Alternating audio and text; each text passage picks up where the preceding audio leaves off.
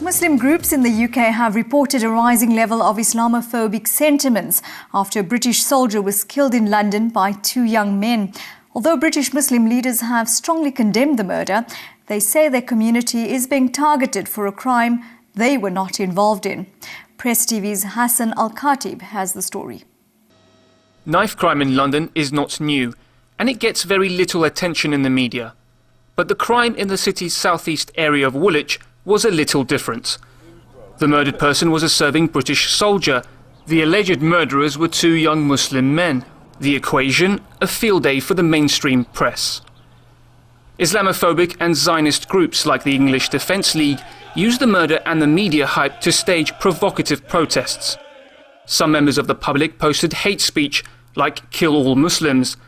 And all of a sudden, British Muslims found themselves on the receiving end of abuse and terror for a crime they had nothing to do with.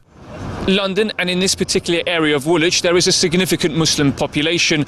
Muslims have been told to be more vigilant after a number of attacks were reported against them. This mosque behind me is less than 2 miles away from the incident, and they've made a statement condemning the killings and are urging all communities to unite together. Our heart go out to the family, colleagues and friends of the victim of this despicable and horrific tragedy. We are all very deeply shocked and saddened to have witnessed a terrible crime in our neighborhood. The local Muslim community has always enjoyed an excellent relationship with the people from all walks of life.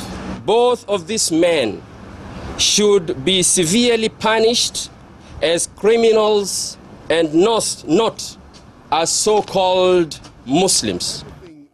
Politicians and intelligence services held emergency meetings and called the murder a, quote, terrorist attack. However, political experts say the government and the media have ignored the key issues surrounding the murder: Britain's foreign policy in Muslim countries.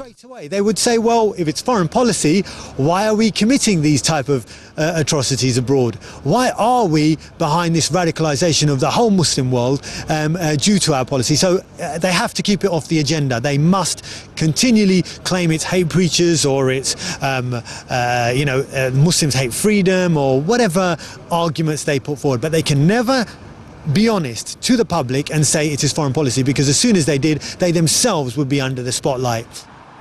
British Muslims have made it clear that they condemn the killing of the British soldier and believe the motives of the alleged killers were political and not religious.